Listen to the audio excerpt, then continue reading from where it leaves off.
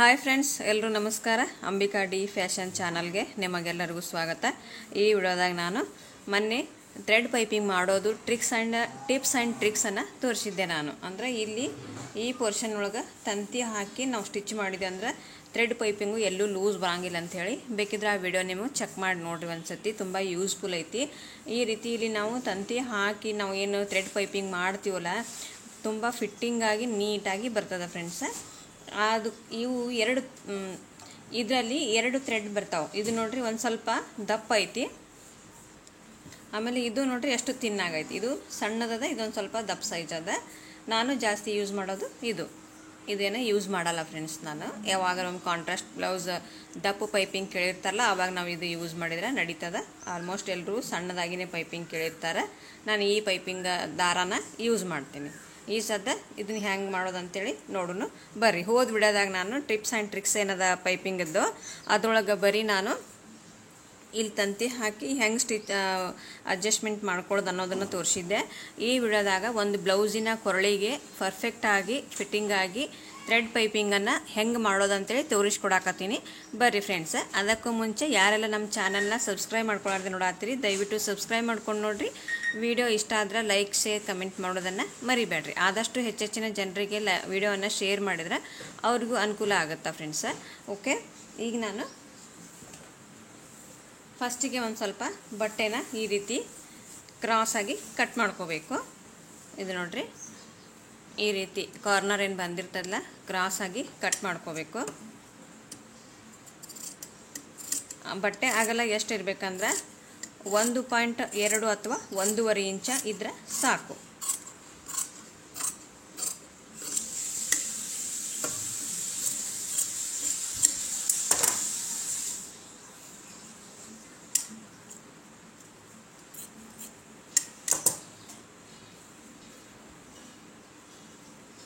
ಈಗ ನಾವಿಲ್ಲಿ ಜೋಡಿಸೋಣ.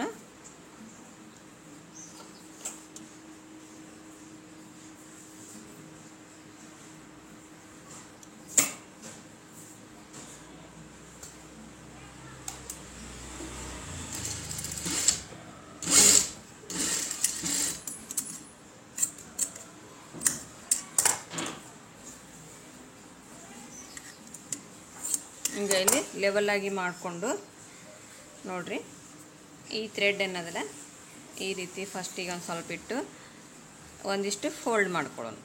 ಒಂದು ಅರ್ಧ ಇಂಚಿನಷ್ಟು ಫೋಲ್ಡ್ ಮಾಡ್ಕೊಂಡು ಫಸ್ಟಿಗೆ ಇಲ್ಲೊಂದು ಸ್ವಲ್ಪ ರಫ್ ಹಾಕೊಂಡು, ಯಾಕಂದ್ರೆ ದಾರ ಜರಿತದಂತ ಹೇಳಿ ರಫ್ ಹಾಕಿ ಈ ಸದ್ಯಕ್ಕೆ ನಾವು ಪೈಪಿಂಗನ್ನು ಮಾಡೋಣ.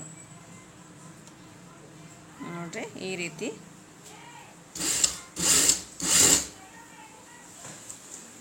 ಇದು ಫುಲ್ಲ ಕೊರಳಿಗೆ ನಾನು ಪೈಪಿಂಗ್ ಮಾಡೋದನ್ನು ತೋರಿಸಿನಿ ನಿಮಗೆ. ಸಿಂಗಲ್ ಫೂಟ್ ಅದ ಫ್ರೆಂಡ್ಸ್. ಇದು ಸಿಂಗಲ್ ಫೂಟ. ನಮ್ಮ ರೈಟ್ ಸೈಡ ಮುಖ ಅದ, ಲೆಫ್ಟ್ ಸೈಡ್ ಅನ್ನೋದ ಫೂಟ್ ಅದ.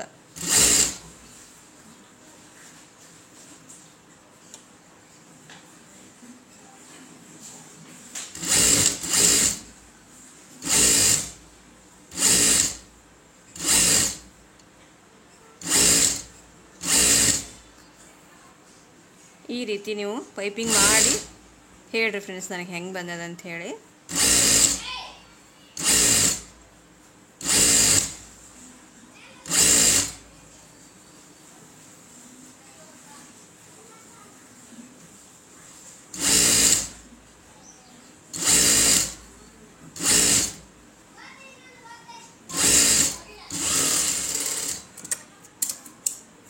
ನಿಮಗೆ ಇಲ್ಲಿ ಸ್ಟ್ರೈಟಾಗಿ ಕಟ್ ಮಾಡ್ಕೊಳ್ಳೋಣ.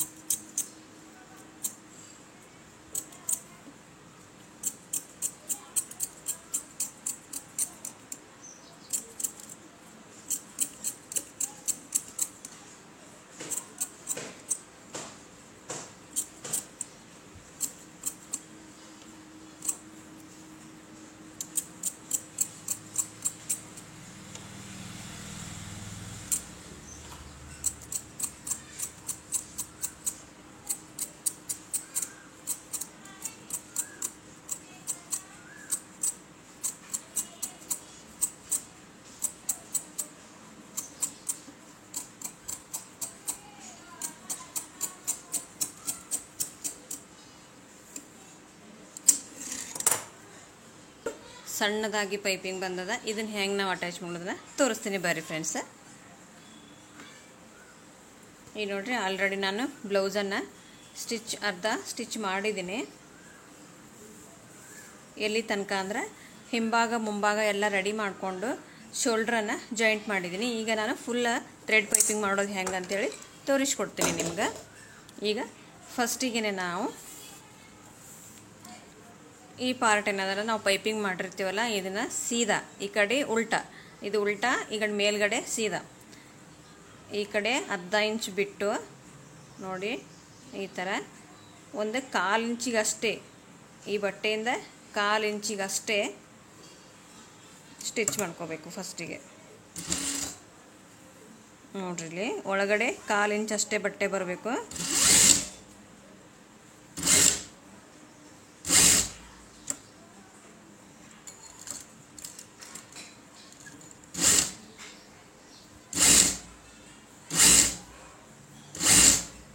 ಆಮೇಲೆ ಶೋಲ್ಡ್ರಿಂದ ಒಳಗೆ ಜಾಯಿಂಟ್ ಮಾಡಿರ್ತೀವಲ್ಲ, ಹಿಂಭಾಗಕ್ಕೆ ಬರಲಿ ಫ್ರೆಂಡ್ಸ್ ಅದು.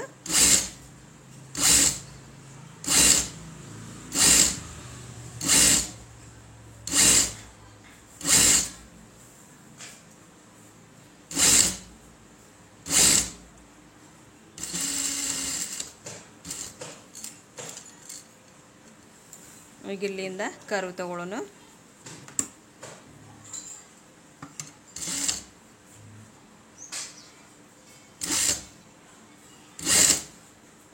ಯಾವ ಸೇಪ್ ಬಂದದ ಅದೇ ಸೇಪ್ ಮೇಲೆ ನೀವು ಇಟ್ಟು ಸ್ಟಿಚ್ ಮಾಡಬೇಕಾಗತ್ತಾ ಫ್ರೆಂಡ್ಸ್.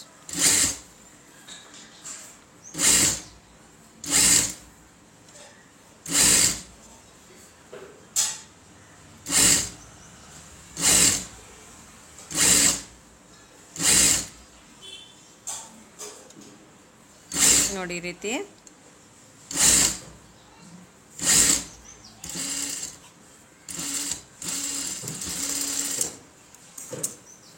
ಇಲ್ಲಿ 1/2 ಇಂಚ್ ಮುಂದ್ಗಡೆ ಬಿಟ್ಟು ಕಟ್ ಮಾಡೋಕೆ, ಯಾಕಂದ್ರೆ ಇದು ಫೋಲ್ಡಿಂಗ್ ಸಂಬಂಧ ಒಳಗಡೆ ಫೋಲ್ಡಿಂಗ್ ಮಾಡ್ತೀವಲ್ಲ.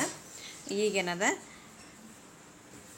ಇಲ್ಲಿ ಕರ್ವ್ ಎಲ್ಲೆಲ್ಲಿ ಬಂದದಲ್ಲ, ಮೇನ್ ಫ್ಯಾಬ್ರಿಕ್ ಅಂದ್ರೆ ಅಸ್ತ್ರ ಏನು ನಾವು ಮೊದಲೇ ಸ್ಟಿಚ್ ಮಾಡಿರ್ತೀವಲ್ಲ, ಮೇನ್ ಫ್ಯಾಬ್ರಿಕ್ ಅಷ್ಟೇ ಕಟ್ ಮಾಡಬೇಕು. ಇದು ಥ್ರೆಡ್ ಪೈಪಿಂಗ್ ಮಾಡಿರ್ತೀವಲ್ಲ ಆ ಬಟ್ಟೆನ ಕಟ್ ಮಾಡಬಾರ್ದು.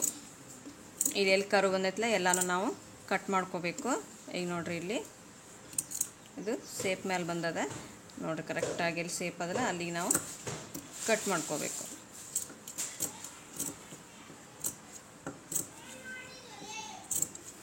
ಆಮೇಲೆ ಇಲ್ಲಿ ಕರ್ವ್ ಇದ್ದಲ್ಲಿ ಇಲ್ಲಿನೂ ಕೂಡ ಕಟ್ ಮಾಡ್ಕೊಂಡು ಈಗ ಇದನ್ನು ನೋಡ್ರಿ ಈ ರೀತಿ ಇದನ್ನು ಈ ಥರ ಒಳಗಡೆ ಫೋಲ್ಡ್ ಮಾಡಿಕೊಂಡು ಇದನ್ನು ಹೊಳಿಸ್ಕೊಳ್ಳೋಣ. ನಾವು ಒಳಗಡೆ ರಿಟರ್ನ್ ಮಾಡ್ಕೊಳ್ಳೋಣ. ನೋಡ್ರಿ ಈ ರೀತಿ ಒಳಗಡೆ ಫೋಲ್ಡಿಂಗ್ ಮಾಡ್ಕೋಬೇಕು.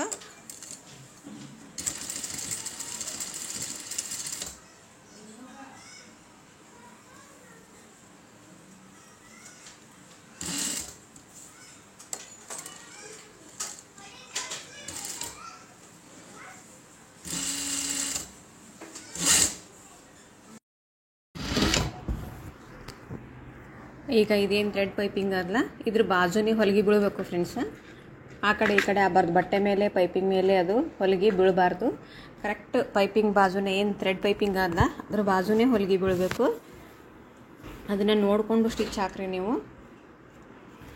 ಆಮೇಲೆ ಯಾರೆಲ್ಲ ಅದ್ರ ಟಿಪ್ಸ್ ಆ್ಯಂಡ್ ಟ್ರಿಕ್ಸ್ದು ವಿಡಿಯೋ ನೋಡಿಲ್ಲ ದಯವಿಟ್ಟು ನೋಡ್ಕೊಂಬನ್ರಿ. ಅದು ನೋಡಿದ್ರಂದ್ರೆ ಈ ಪೈಪಿಂಗ್ ಮಾಡೋದು ನಿಮ್ಗೆ ತುಂಬ ಈಸಿ ಆಗುತ್ತೆ.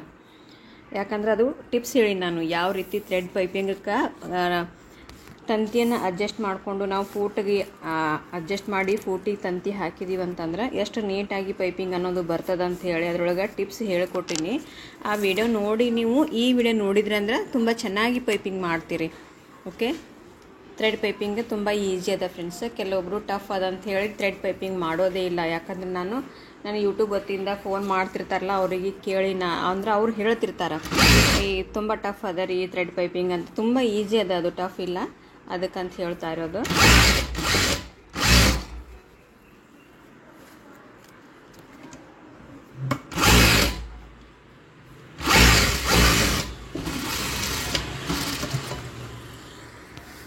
ಆಮೇಲೆ ಎಲ್ಲರೂ ಎಕ್ಸ್ಟ್ರಾ ಏನಾರು ಥ್ರೆಡ್ ಅದು ನಿಮ್ಗೆ ಕಾಣಿಸ್ತು ಅಂತಂದ್ರೆ ಟ್ರಿಮ್ ಮಾಡಿಬಿಡ್ರಿ. ಯಾಕಂದ್ರೆ ಅದು ದಾರಗಳು ನೀವು ಹಾಗೆ ಇಟ್ರಿ ಅಂದರೆ ಫಿನಿಶಿಂಗ್ ಇರಲ್ಲ ಅದರೊಳಗೆ. ಫಿನಿಶಿಂಗ್ ಬೇಕು ಅಂತಂದ್ರೆ ನಾವು ದಾರಾನ ಎಕ್ಸ್ಟ್ರಾ ದಾರ ಏನು ಬಂದಿರ್ತದಲ್ಲ ಅದನ್ನು ಕಟ್ ಮಾಡಬೇಕು, ಹಾಗೆ ಕಾಣಿಸೋ ಥರ ಬಿಡಬಾರ್ದು. ನೋಡಿರಿ ಇದೆಲ್ಲ ಮೂರ್ಲಿ ಅದೆಲ್ಲ ನಾನು ಪಾನ್ಗೆಲ್ಲ ಇಟ್ಟೀನಿ ಎಷ್ಟು ನೀಟಾಗಿ ಬಂದದಂತ ಹೇಳಿ. ಅದು ಪ್ರೊಸೀಜರ್ ಆದ ನಂತರ ನೆಕ್ಸ್ಟ್ ಪ್ರೊಸೀಜರೇ ಇದು ಒಳಗಿನ ಸೈಡ್ ಏನಾದಲ್ಲ ಬಟ್ಟೆನ ಈ ರೀತಿ ಫೋಲ್ಡಿಂಗ್ ಮಾಡಿ ಸ್ಟಿಚ್ ಮಾಡಬೇಕು. ನೋಡಿರಿ ಈ ರೀತಿ ಬಟ್ಟೆನ ಫೋಲ್ಡಿಂಗ್ ಮಾಡಿಕೊಂಡು ನಾವು ಸ್ಟಿಚ್ ಮಾಡಬೇಕಾಗತ್ತೆ.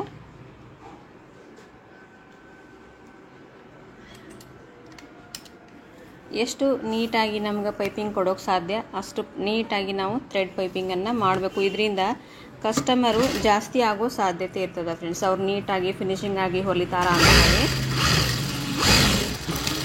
ಒಂದು ಸತಿ ಅವ್ರು ನಮ್ಮ ಕಡೆ ಬ್ಲೌಸ್ ಹಾಕಿ ಹೋದ್ರಂದ್ರೆ ನೆಕ್ಸ್ಟ್ ಟೈಮ್ ಬರುವಂಥ ಚಾನ್ಸಸ್ ಇರ್ತಾವೆ, ನಾವು ನೀಟಾಗಿ ಕರೆಕ್ಟಾಗಿ ಹೊಲಿದು ಕೊಟ್ಟಿವಿ ಅಂತಂದ್ರೆ.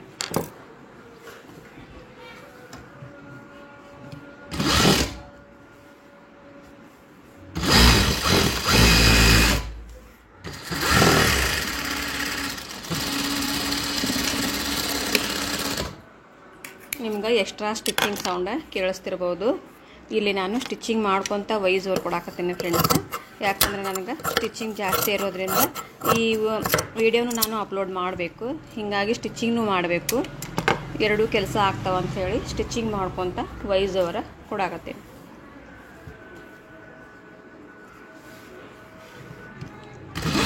ನೋಡಿರಿ ಪೈಪಿಂಗ್ ಅನ್ನೋದು ಇಷ್ಟು ನೀಟಾಗಿ ಬಂದದ. ಕಸ್ಟಮರ್ ಇಂಪ್ರೆಸ್ ಆಗೋದು ಗ್ಯಾರಂಟಿ. ಈ ರೀತಿ ನೀವು ಸ್ಟಿಚ್ ಮಾಡಿ ಕೊಟ್ರಿ ಅಂದರೆ ಮತ್ತು ನಿಮ್ಗೆ ದುಡ್ಡು ಕೂಡ ಅವರು ಎಕ್ಸ್ಟ್ರಾ ಕೊಡ್ತಾರೆ. ನಾನು ಥ್ರೆಡ್ ಪೈಪಿಂಗ್ ಮಾಡಿದರೆ 50 ರೂಪಾಯಿ ಎಕ್ಸ್ಟ್ರಾ ತೊಗೋತೀನಿ ಫ್ರೆಂಡ್ಸ್. ಅಂದರೆ ಈ ಬ್ಲೌಸಿಗೆ ನಾನು 350 ತೊಗೋತಾ ಇದ್ದೇನೆ. ಅಸ್ತ್ರ blouse 300 plus thread piping 50 rupees extra 350 ಆಯಿತು. ಕೊಡ್ತಾರೆ ಫ್ರೆಂಡ್ಸ್. ನಂಗೆ ಕಸ್ಟಮರ್ ಏನು ಅನ್ನೋದಿಲ್ಲ, ನೀವು ಜಲ್ದಿ ಮತ್ತು ನೀಟಾಗಿ ಹೊಲಿದು ಕೊಟ್ರೆ ಸಾಕ್ರಿ ಅಂತ ಹೇಳ್ತಾರೆ ನನಗೆ. ಯಾವ ಕಸ್ಟಮರು ರೊಕ್ಕಕ್ಕೆ ಅಂದ್ರೆ ಅಮೌಂಟ್ ಕೊಡೋಕೆ ಹಿಂದೆ ಮುಂದೆ ಮಾಡಲ್ಲ. ನೋಡಿದ್ರಲ್ಲ ಫ್ರೆಂಡ್ಸ, ಇದೇ ರೀತಿ ನಾನು ನಿಮ್ಗೆ ಯೂಟ್ಯೂಬಕ್ಕೆ ಮತ್ತು ಆನ್ಲೈನ್ ಕ್ಲಾಸ್ ಎಲ್ಲನೂ ಮೇಂಟೈನ್ ಮಾಡ್ಕೊಂಡು ಹೋಗ್ತಾ ಇದ್ದೀನಿ. ಇನ್ನೂ ಹೆಚ್ಚೆಚ್ಚಿನ ವೀಡಿಯೋಗಳನ್ನ ನನ್ನ ಬಿಸಿ ರೂಟೀನ್ ಒಳಗೂ ಇನ್ನೂ ಹೆಚ್ಚೆಚ್ಚಿನ ವೀಡಿಯೋಗಳನ್ನ ಅಪ್ಲೋಡ್ ಮಾಡ್ತಾ ಇರ್ತೀನಿ. ಓಕೆ ಫ್ರೆಂಡ್ಸ, ಸಿಗೋಣ ನೆಕ್ಸ್ಟ್ ವಿಡಿಯೋದಾಗ. Bye friends.